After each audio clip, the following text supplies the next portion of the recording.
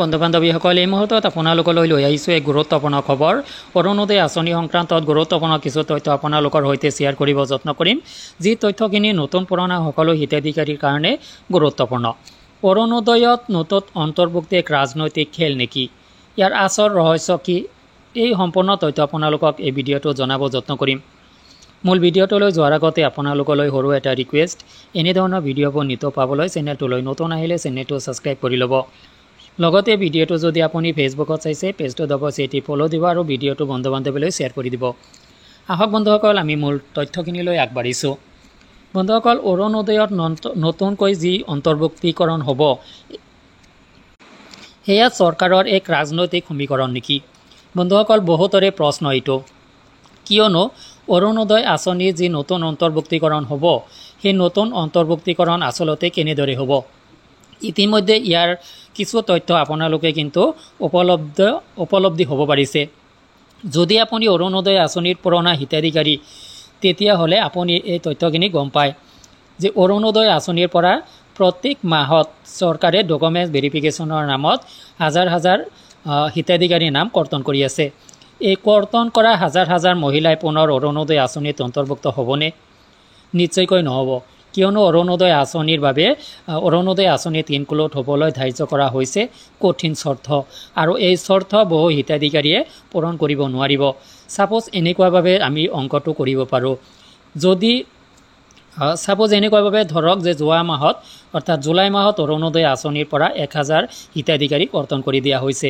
সেইসকল হিতাধিকাৰীকেই কৰ্তন কৰি দিয়া হৈছে যিসকল অৰুণোদয় আঁচনিৰ বাবে যোগ্য নহয় চৰকাৰৰ দৃষ্টিত, বা যিখিনি যোগ্যতা বান্ধি দিয়া হৈছে যোগ্যতাখিনি তেওঁলোকৰ নাই, যাৰ কাৰণে কৰ্তন কৰি দিয়া হৈছে। তো বন্ধুসকল, এই 1000 অৰুণোদয় আঁচনিৰ হিতাধিকাৰীৰ পৰা কিমানজন হিতাধিকাৰী যোগ্য হিচাপে পুনৰ অৰুণোদয় আঁচনিত ইনক্লুড হ'ব? নিশ্চয় বহু সংখ্যক হিতাধিকাৰী আহিব নোৱাৰিব। ইয়াৰ পৰা গৰিষ্ঠ সংখ্যক হিতাধিকাৰী অৰুণোদয় আঁচনিৰ পৰা বাদ পৰিব। তো চৰকাৰে এই পুৰণা ঠাইত নতুন অন্তৰ্ভুক্তিকৰণ কৰিব পাৰিব। তো বন্ধুসকল, আচলতে চৰকাৰৰ যি অৰুণোদয় আঁচনিৰ ক্ষেত্ৰত যি অভাৰলেপিঙৰ ছিষ্টেম থাকে চাকৰিৰ ক্ষেত্ৰত, এনেকুৱা যেন এক ৰাজনৈতিক আপোনাৰ উদ্দেশ্য প্ৰকট হোৱা পৰিলক্ষিত হৈছে। তো বন্ধুসকল, এই তথ্যখিনিৰ ওপৰত আপোনাৰ কি মতামত থাকিব ভিডিঅ' কমেণ্ট ছেকশ্যনত জনাব, যে অৰুণোদয় আঁচনিত চাকৰিৰ ক্ষেত্ৰত যেনেকুৱা হয় অভাৰলেপিং, এনেকুৱা অভাৰলেপিঙৰ ছিষ্টেমটো আহি আছে নেকি? যে পুৰণা হিতাধিকাৰীক গুচাই নতুন হিতাধিকাৰী তাৰ ঠাইত অন্তৰ্ভুক্ত কৰিব বিচাৰিছে নেকি চৰকাৰে? তো বন্ধুসকল, যদি নতুন হিতাধিকাৰীসকলক অন্তৰ্ভুক্তিকৰণ কৰা হ'ব, তো পুৰণাসকলক বাদ দিলে আচলতে নতুন পুৰণা যিখিনিক বাদ দিয়া হ'ব সেইখিনিক যদি নতুন ইনক্লুড কৰা হয়, তো সৰ্বমুঠ যিখিনি হিতাধিকাৰী হ'ব ইয়াত মাইনাছ প্লাছ কৰি যিখিনি হয় সেইখিনিহে হ'ব লাগিছিল। কিন্তু সেইখিনি চাগে পৰৱৰ্তী সময়ত দেখা নাযাব। অৰ্থাৎ অৰুণোদয় আঁচনিৰ নামত অধিক হিতাধিকাৰী থাকিব, কিন্তু কামত থাকিব কম। তো বন্ধুসকল, অৰুণোদয় আঁচনিৰ যিসকল নতুন অন্তৰ্ভুক্তি হ'ব তেওঁলোক আচলতে ৰিপ্লেচিঙত হ'ব পাৰে।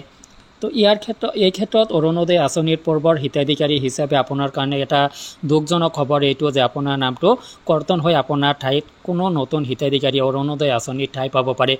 কিন্তু বন্ধুসকল, অৰুণোদয় আঁচনিৰ পুৰণা হিতাধিকাৰী হিচাপে যদি আপুনিও এতিয়ালৈকে অৰুণোদয় আঁচনিৰ ধনখিনি লাভ কৰি আছে, তেতিয়াহ'লে আপুনি অলপ সকাহ লাভ কৰিব পাৰে, কিয়নো আপোনাৰ নামটো অৰুণোদয় আঁচনিত থাকি যাব পাৰে।